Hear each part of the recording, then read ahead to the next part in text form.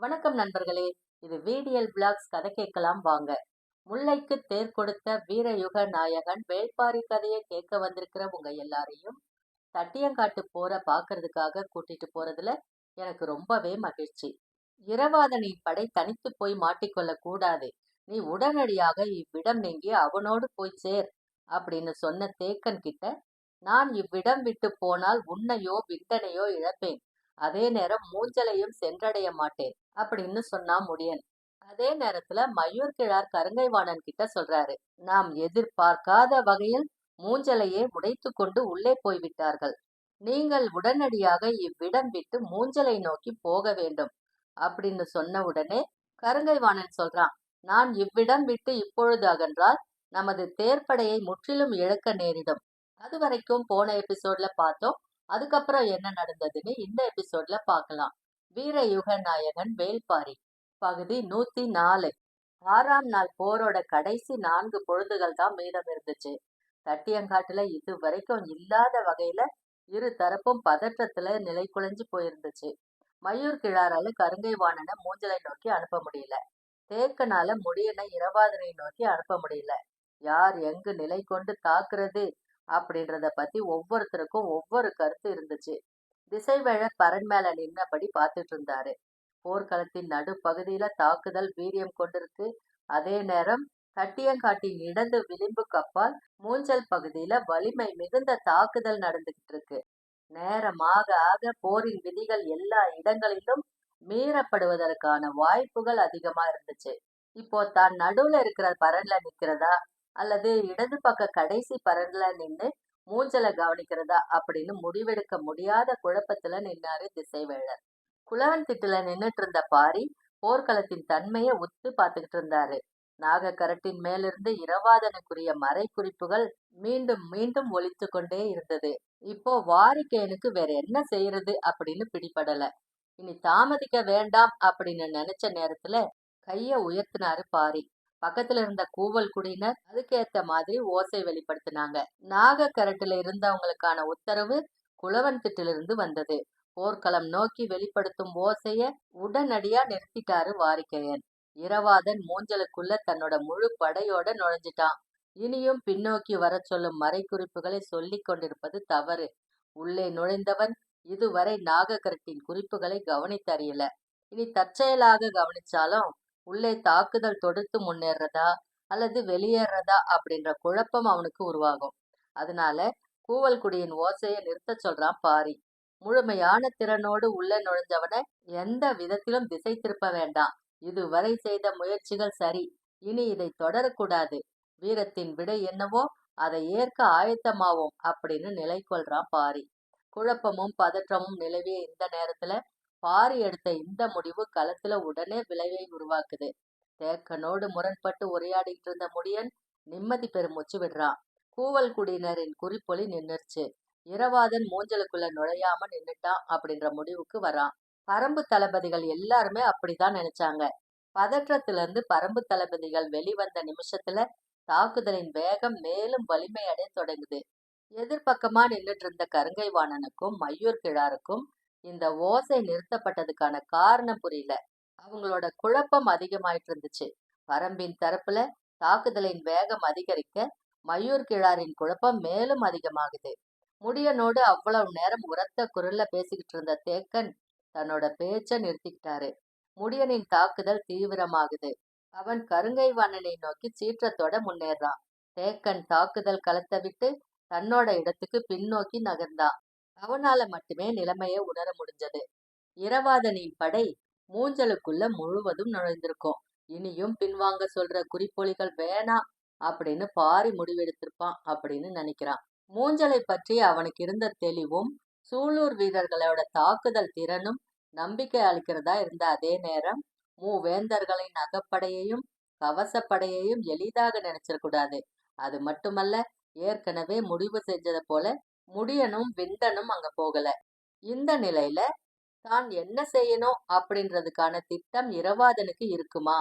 மூஞ்சலுக்குள்ள நுழைஞ்ச பின்னால நீலனை மீட்கும் சிந்தனை மட்டுமே தீவிரம் கொள்ளும். உணர்வின் உந்துதலில் இணையற்ற தாக்குதலை நடத்துவான். அந்த தாக்குதல் எதிரியை கலங்கடிக்கும். இன்னொரு வகையில சிந்திச்சா ஏறி தாக்குறவனுக்கு சூழலை பற்றி முழுமையும் தெரியாம இருக்கிறதே நல்லது. இரவாதன் போரின் போக்க தன்னோட கையில எடுத்துக்கிட்டான். இனி அவனோட வீரமே எல்லாத்தையும் முடிவு செய்யும். எண்ணங்கள் மேல் எழுந்தபடி இருக்க படைப்பிரிவின் இறுதி பகுதிக்கு வந்து நின்னுட்டான் தேக்கன். எதிர் திசையில படையின் 3ஆம் நிலைக்கு பின்னால வேந்தர்கள் நின்னுட்டு இருந்தாங்க. காற்றின் துணை கொண்டு பரம்பு வீரர்கள் அம்பெய்த பிறகு தங்களின் பாதுகாப்பு முறையையே மாத்திக்கிட்டாங்க. ஒரு வேளை காற்றில் கூர் அம்புகள் பறந்து வந்தால் அந்த நிமிஷத்துல கவச வீரர்கள் பாதுகாப்பு கூண்ட உருவாக்குவாங்க. மூஞ்சலுக்குள் எதிரிகளின் படைப்பிரிவு ஒன்று நுழைந்துவிட்ட செய்தி வேந்தர்களுக்கு தெரிவிக்கப்பட்டது. காலையில் மையூர் கிழார் கிட்ட படையின் தலைமை பொறுப்பு ஒப்படைக்கப்பட்ட போதுதான் இந்த திட்டத்தை அவர் சொல்றாரு. பரம்பு படையில் வலிமை மிகுந்தவை விற்படையும் குதிரை படையும் தான். விற்படையை சூழ்ந்து அழிக்க முந்தைய நாள் கருங்கைவாணனால வகுக்கப்பட்ட திட்டம் முழுவதுமா தோல்வியில முடிஞ்சிருச்சு. இன்று குதிரை படையை உள்ளிழுத்து தாக்கி அழிக்கும் திட்டத்தை மையூர் கிழார் சொன்னாரு. நேற்றிரவு பொற்சுவை போன இடத்துல என்ன நடந்துச்சு அப்படின்னு தெரியாத குழப்பத்துல நின்னுட்டு இருந்த குலசேகர பாண்டியனுக்கு புதிய செய்தி ஒண்ணு வந்துச்சு. சென்றவர்கள் யாரும் உயிருடன் இருக்க வாய்ப்பில்லை அப்படின்றது தான் அது. மற்ற இரு வேந்தர்களும் அதே குழப்ப மனநிலையில இருந்ததால மையூர் கிழாரின் திட்டம் பற்றி அதிகமா பேசிக்கல. உள்ளிழுத்த குதிரைப்படை நாம் நினைத்ததை விட வீரியமான தாக்குதலை நடத்தி மூஞ்சலின் அரணையே உடைத்து உள்நுழைந்து விட்டது. ஆபத்து உச்ச கட்டத்தை அடைந்தது. மூஞ்சலுக்குள் நுழைந்த ஒருவன் கூட உயிரோடு திரும்பக்கூடாது. அனைவரையும் கொன்று புதையுங்கள் அப்படின்னு உத்தரவிடுறாரு குலசேகர பாண்டியன். இணையற்ற தாக்குதல் திறனும் தற்காப்பு திறனும் கொண்ட கவச பெரும் படையோடு உதியஞ்சேரல், சோழவேளன், பொதியவெப்பன் ஆக 3 பேரும் புறப்படுறாங்க. தட்டியங்காட்டை விட்டு வெளிப்புறத்துல இந்த நிலம் இருக்கிறதால ஈக்கி மணலும் கரு மணலும் இங்கு இல்ல. அதனால குதிரைகள் நினைச்சு பார்க்க முடியாத வேகத்தோட மூஞ்சலை நோக்கி போகுது. குலவன் திட்டின் மேல நிக்கிற பாரி 3 நாட்களுக்கு பிறகு இடதுபுறமாக திரும்பி குகைக்குள் இருக்கும் விளக்க பாக்குறாரு. பக்கத்துல இருந்த இகிலி கிழவனுக்கு பார்வையின் பொருள் புரியுது.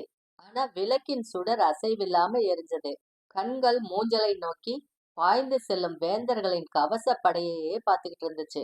இரவாதனோட தலைமையிலான சூலூர் படை மூஞ்சலுக்குள் முழு வட்ட அமைப்பை உருவாக்கி முன்னகர்ந்து கொண்டிருந்தது. மூஞ்சலின் அகப்படைக்கு முன்னகர்ந்து வரும் சூலூர் படையை எப்படி நிலைநிறுத்துவது அப்படின்னு தெரியல. சூலூர் படையினரின் மெய்யுறை சட்டை ஆயுதங்களால் துளைக்க முடியாதது. அதே நேரம் மிக குறைந்த எடையுடையது. வேந்தர்களோட அகப்படை பெரும் எடை கொண்ட இரும்பாலான கவச உடையை கொண்டது. அதனால வீரர்களால வேகம் கொண்டு பாய முடியாது. பரம்பு படையின் ஒவ்வொரு வீரனும் எண்ணற்ற ஆயுதங்களை தன் தோளிலும் இடுப்பிலும் தொங்க விட்டிருக்கிறான். உள்ளே நுழைந்த படை இதுவரைக்கும் தாக்குதலை தீவிரப்படுத்தல. சூலூர் வீரன் ஒருத்தன் கொண்டு வந்த மூங்கில் ஒண்ண வட்டத்தின் நடுவுல நேரா நிமிர்த்துறான். இன்னொரு வீரன் கண்ணிமைக்கும் நேரத்துல அது மேல ஏறுறான். மூஞ்சல் முழுவதும் இருக்கும் கூடாரங்களின் மேற்கூம்ப பாக்குற உயரத்துக்கு ஏறுறான். சூலூர் வீரர்களை முன்னின்று தாக்கி கொண்டிருந்த அகப்படையினர் திடீர்னு ஒருத்தன் எதிரிகளின் வட்டப்படையின் நடுவுல மூங்கில நட்டு மேலேறிட்டு இருக்கிறத பாக்குறாங்க. முன்னிலை வீரர்கள் வில் எடுத்து அம்பெய்துறாங்க. அம்புகள் பாயும் முன்பு மூங்கிலின் மேலேறியவன் ஏறிய வேகத்துல மூஞ்சலை முழுமையும் கண்களை சுழற்றி பார்த்துட்டு அங்கிருந்து கீழே குதிக்கிறான். அம்புகள் காத்துல பறந்து கொண்டிருந்த போது அவன் தரையிலே நிலை கொள்றான். அவன் சொல்ல போகும் திசைக்காக தான் இரவாதன் காத்துட்டு இருந்தான். கபிலர் நீலனுக்கு வழங்கிய போர்வை எண்ணற்ற மருத்துவ வேர்களால் பின்னப்பட்டது. அதுல காற்றில் தீயும் வேறொன்னும் இருக்கு. அதிலிருந்து சிறிது சிறிதா கசியும் புகையால கூடாரத்தின் மேற்பகுதியில கரு நீளம் படிந்திருக்கும். மூங்கிலின் மேலேறியவன் அந்த கூடாரத்தை பார்த்த உடனே மேலிருந்து கீழே குதிக்கிறான். குதித்தவன் குறிப்பை சொன்ன கணத்துல முன்வகுக்கப்பட்ட திட்டத்தின் அடிப்படையில தாக்குதலை தொடங்குறான் இரவாதன். பரம்பின் தரப்புல அம்புகளும் ஈட்டிகளும் பீறிட்ட போது அகப்படையினர் முன்னகர முடியாம தடுப்பு உத்தியை கை கொள்ள தொடங்குறாங்க. கரிணியின் தலைமையிலான வீரர்கள் அகப்படையை எதிர்கொள்ள உருவிய வாளோடு பாய்ந்து முன்னேறாங்க. பிடரிமானின் தலைமையிலான குழுவினர் பொய்க்கூடாரங்களில் உள்ளவர்களை எதிர்கொள்ள தனித்து முன்னேறாங்க. இரு பெரும் கூறாக படை பிளவுபட்ட போது நீலனை நோக்கி போக ஆயத்தமானது இரவாதன் தலைமையிலான குழு. வேந்தர் படை வீரர்கள் எல்லாரும் வலது கையில் ஆயுதமும் இடது கையில் கேடயமும் வச்சிருந்தாங்க. ஆனால் பரம்பு வீரர்கள் யாருடைய கையிலும் கேடயம் இல்ல. அவங்க எல்லாருமே 2 கைகளிலுமே ஆயுதங்களை ஏந்திக்கிட்டு நின்னாங்க. உடல் முழுக்க மெய்யுறை கவசம் இருந்தது. அது போதும். இப்போதைய தேவை நீலனை மீட்கிறது மட்டும்தான். ஆனா ஒவ்வொரு வீரனும் எண்ணிலடங்காத வீரர்களை கொன்று குவிக்கும் வெறியோட மூஞ்சலுக்குள்ள நுழைஞ்சிருக்காங்க. கரிணியின் தலைமையிலான படை தாக்குதலை தொடங்கிய கணமே அதோட வேகம் எதிர்கொள்ள முடியாததாக இருந்தது. பிடரிமானின் தலைமையிலான அணி முன்னகரும் போதே படையின் நடுப்பகுதியிலிருந்து 3 பெரும் மூங்கில்களை மேலே உயர்த்தி முக்கோண வடிவில் 3 முனைகளையும் ஒன்றோடு ஒன்று பொருத்தி நிறுத்தினாங்க. மறுகணமே எண்ணற்ற வீரர்கள் ஒருத்தர் பின்னால ஒருத்தரா அதுல ஏறி கோபுரம் போன்ற அமைப்பை உருவாக்குறாங்க. மூங்கிலின் பிடிமானத்தோட ஒருவர் தோல்ல ஒருத்தர் ஏறி கூடாரத்தை விட அதிக உயரத்தை உருவாக்கிட்டாங்க. இதையெல்லாம் நினைச்சு பார்க்க கூட முடியாத வேகத்துல படையின் நடு பகுதிக்குள்ள நடக்குது. கோபுரத்தில் மேலேறினவங்க உச்சில இருந்தபடி கூடாரத்தின் மேல் நிலையில தாக்குதல் தொடுக்க தொடங்குறாங்க. பகழி அம்புகள் கூடாரத்தின் மேற்கூரையை கிழிச்சுக்கிட்டு உள்ளே இறங்குது. பொய்க்கூடாரத்தில் இருந்த வேந்தர் படை வீரர்கள் இடைவிடாது கூரையை பிளக்கும் அம்புகளை எதிர்கொள்ள முடியாம சிதறி வெளியேறாங்க.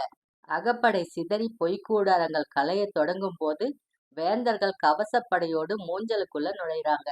இடது புறமாக உதயஞ்சேரல் நுழைறான். அவன் கண் முன்னால சிதறும் அகப்படையை கொன்று குவித்து முன்னேறி கொண்டிருந்தது சூலூர் படை. எதிர் திசையில அதை விட வேகமா இன்னொரு படை போய்கிட்டு இருந்துச்சு. அந்த பக்கம் இருந்து உள்ளே நுழைறான் சோழவேளன். பிடரிமானின் தாக்குதல் பொய்க்கூடாரங்களை புரட்டுது. மூஞ்சலின் கட்டுக்கோப்பு குலையும் போது வேந்தர்கள் 3 பேரும் தங்களோட சிறப்பு படையோட உள்நுழைறாங்க. மிக குறுகிய நேரத்துல சூறைக்காற்று போல தாக்குதல் நடத்திய பரம்பு படை மூஞ்சலின் மொத்த இயக்கத்தையும் நிலைக்குலைய செஞ்சிருச்சு. தாங்கள் பார்த்து கொண்டிருக்கும் காட்சியை வேந்தர்களால நம்பவே முடியல. பல போர்களையும் தாக்குதலையும் வெற்றிகரமாக நடத்திய எண்ணற்ற அனுபவம் கொண்டது வேந்தர்களோட சிறப்பு படை. இது போன்ற சூழலை எத்தனையோ முறை கையாண்ட தளபதிகள் அதுல இருந்தாங்க. கரிணியும் பிடரிமானும் எண்ணிலடங்காத ஆயுதங்களின் வழியே வேந்தர் படையை தாக்கி கொண்டிருந்த போது நீலனின் கூடாரம் நோக்கி பாய்ஞ்சுகிட்டு இருந்தான் இரவாதன். மூஞ்சலுக்குள்ள நுழையும் இடத்திலிருந்து நீலனின் கூடாரம் இருக்கும் இடம் வரை 3 தடுப்பு நிலைகள் இருந்துச்சு. வெளிப்புற அரணை உடைத்து முதல் தடுப்புக்கு அருகில் பரம்பு படை வந்த போது வேந்தர்கள் 3 பேரும் வந்து சேர்ந்தாங்க. ஆனா அந்த நேரத்துல இரவாதன் 2வது தடுப்பை தாக்கிக்கிட்டு இருந்தான். நிலைமையை கணிக்கும் நேரம் கூட வேந்தர்களுக்கு வாய்க்கல. அவன் 2வது தடுப்பை உடைக்கும் முன் தனது படை அந்த இடம் விரைந்து போக உத்தரவிடுறான் புதிய வெப்பன். இரவாதனின் வேகமும் தாக்குதலின் தன்மையும் யாராலும் கற்பனை கூட செய்ய முடியாத அளவுக்கு இருந்துச்சு. தென்னை ஓலையை கிழித்து கொண்டு உள்ளிறங்கும் மூங்கிற் கழி போல எதிரிகளின் கவசங்களை துளைத்து உள்ளிறங்கின பகழி அம்புகள். புதிய வெப்பனோட சிறப்பு படை இரவாதனின் படையை நோக்கி முன்னேறுது. அந்த சமயத்துல கொஞ்சமும் எதிர்பார்க்காம சூலூர் வீரர்கள் விசிறி வடிவ உருளிகளாலான எரிவட்டுகளை வீச தொடங்குறாங்க. ஈட்டினா போர் வீரன் 1 தான் வச்சிருக்க முடியும். ஆனா ஒவ்வொரு வீரனும் 10க்கும் மேற்பட்ட எரிவட்டுகளை இடுப்பில கோத்து வச்சிருந்தான். கண்ணிமைக்கும் நேரத்துல காற்றை கிழித்து கொண்டு பறந்த எரிவட்டுகள் எல்லாமே கவச வீரர்களின் கழுத்துக்கு குறிவைக்கப்பட்டுச்சு. பாய்ந்து வந்த வேந்தர்களின் கவசப்படை 2 பனை தொலைவிலேயே நின்று எரிவட்டுகளை கவசங்களால் தடுக்க வேண்டிய நிலை வந்தது. அப்போது 3வது தடுப்பு நோக்கி இரவாதன் முன்னேறிக்கிட்டு இருந்தான். அதை பார்த்த புதிய வெப்பன் உலோக வில்லில் தணல் அம்புகளால் இரவாதனை நோக்கி கடும் தாக்குதல் நடத்திக்கிட்டே அவனை நோக்கி தேரை விரைவுபடுத்து அப்படின்னு கத்துறான். மூஞ்சலோட வெளிப்புற அரண் மீண்டும் ஒண்ணுக்கொண்ணு செருகிய அடைப்பை உருவாக்குது. ஆனால் உள்ளே நுழைந்த சூலூர் வீரர்கள் தங்களை நோக்கி மொய்க்கும் வேந்தர் படையை கணக்கில்லாம கொன்று குவிச்சாங்க. கவசங்களின் மேல் வெட்டி இறங்கும் வாளின் ஓசை மூஞ்சலையே நடுங்க செய்தது. இரவாதன் 3வது தடுப்பை நெருங்கும் போது புதிய வெப்பனின் தேர் விரைந்து அந்த இடம் வந்துருச்சு. கவச வீரர்களின் தாக்குதலுக்கிடையே திரும்பி மீளும் கணத்துல தன்னை நோக்கி வரும் தேரை பார்க்கறான் இரவாதன். அவனை சூழ்ந்திருந்த கவச வீரர்களை தாக்கி கொண்டிருந்த அதே வேகத்துல தன்னோட முதுகுல இருந்த மூவிலை வேலை எடுத்து மின்னலென வீசுறான். தேரின் இடதுபுற சக்கரத்தின் நடு அச்சை பிளந்து உள்ளிறங்குது மூவிலை வேல். என்ன நடந்தது அப்படின்றத வீரர்கள் உணரும் முன்னாலேயே தரையில உருண்டுகிட்டு இருந்தான் வளவன்.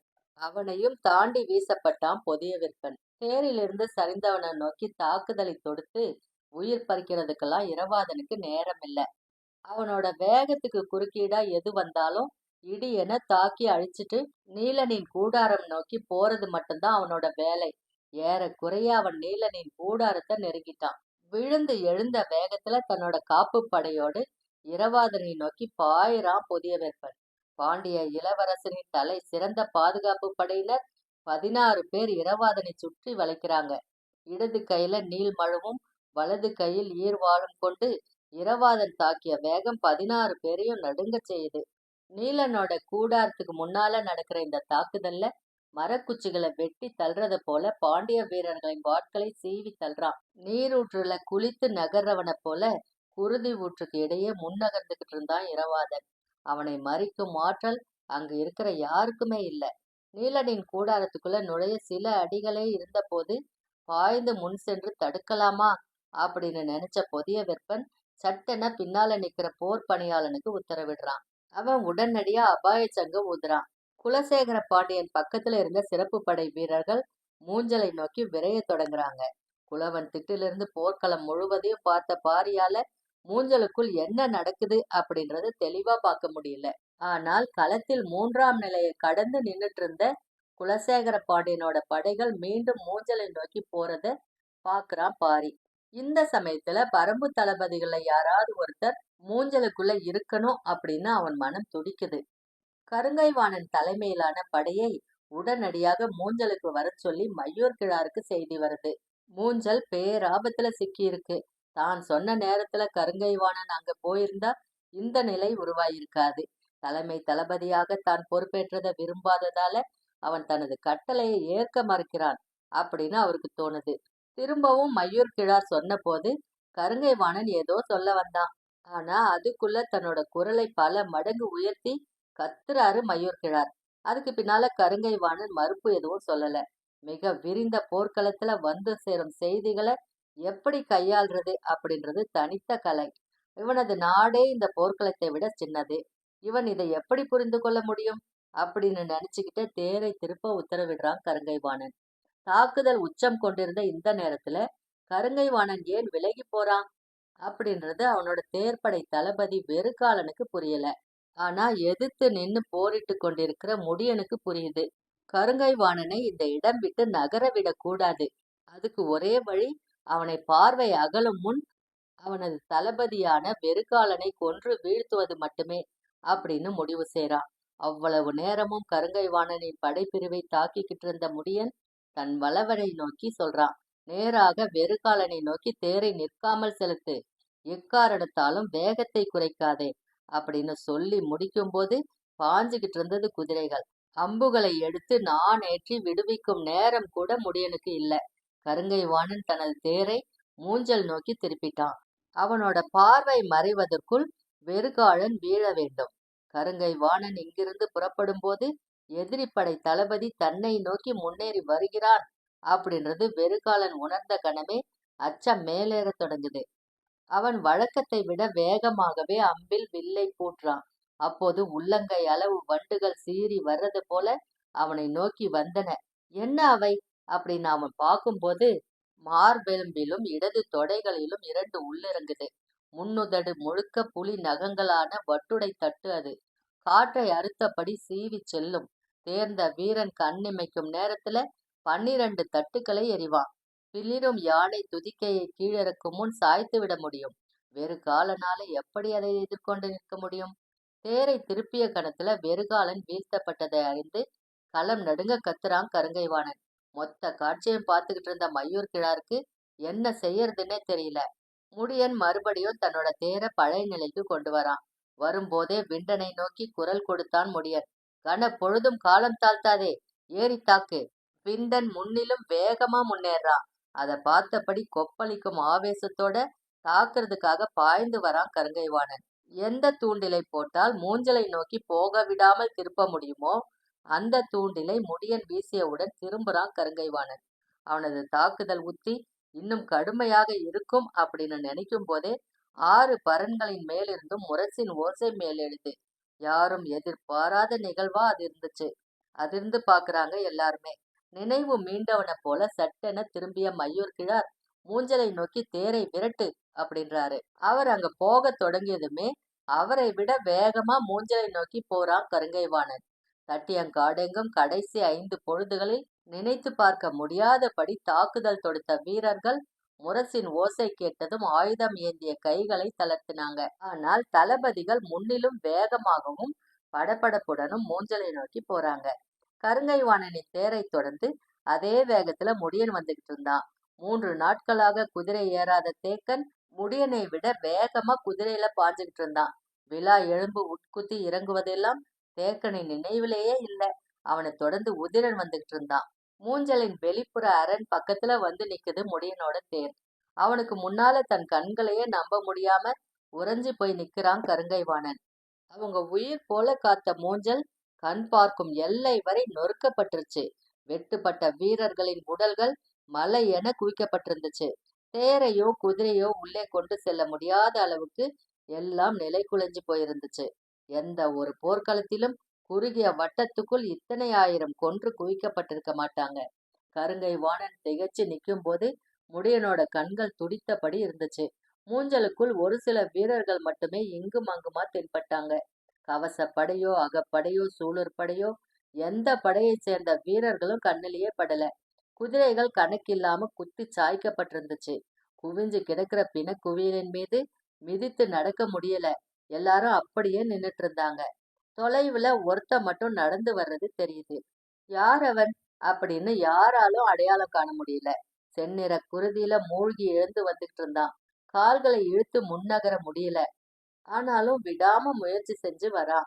உடலில் எங்கெல்லாம் வெட்டுப்பட்டுள்ளது அப்படின்றது அவனுக்கே தெரியல. குருதி கொட்டிக்கிட்டே இருந்துச்சு. அவனுடைய உடல் அமைப்பை பார்த்ததும் அவன் இரவாதன் இல்லை அப்படின்றது மட்டும் தெரியுது. கையின் வலது மூட்டின் ஓரச்சதையில துளைத்திருந்த சிறு வாள் ஒண்ணு அப்படியே இருந்துச்சு. அத பிடுங்க கூட வலிமை இல்லாம நடந்து வந்துகிட்டு இருந்தான். கொஞ்சம் பக்கத்துல வந்ததும் முடியன் அடையாளம் கண்டான். அவன்தான் கரிணி அப்படின்னு. கண்டுணர்ந்த நேரத்துல அவனை நோக்கி ஓடுறான் முடியன். ஆனால் முன்னால் இருந்த வேந்தர் படை வீரர்கள் மூஞ்சலுக்குள் அனுமதிக்க மாட்டோம் அப்படின்னு வாளால மறித்து நிறுத்துறாங்க. துடிச்சு போய் நிக்கிறான் முடியன். தேக்கனும் உதிரனும் அவன் பக்கத்துல வந்து நிக்கிறாங்க. கரிணி மூஞ்சலின் எல்லையை வந்தடையறதுக்கே ரொம்ப நேரமாச்சு. உயிரை இழக்காம நடந்து வந்தவன் முடியனின் பக்கத்துல வந்ததும் தான் கையில் கொண்டு வந்த வாளை பரம்பின் குடி முடியனிடம் ஒப்படைத்தபடி அப்படியே மண்ணுல விழுறான். முடியன் கையில வாங்கினது இரவாதனின் ஈர்வாள். அது வரைக்கும் இந்த பகுதியில பார்த்தோம். அதுக்கப்புறம் என்ன நடந்துச்சுன்னு அடுத்த பகுதியில பார்க்கலாம். அது வரைக்கும் உங்களிடமிருந்து நன்றி கூறி விடைபெறுவது விடியல் விளாக்ஸ் விடியல். நன்றி, வணக்கம்.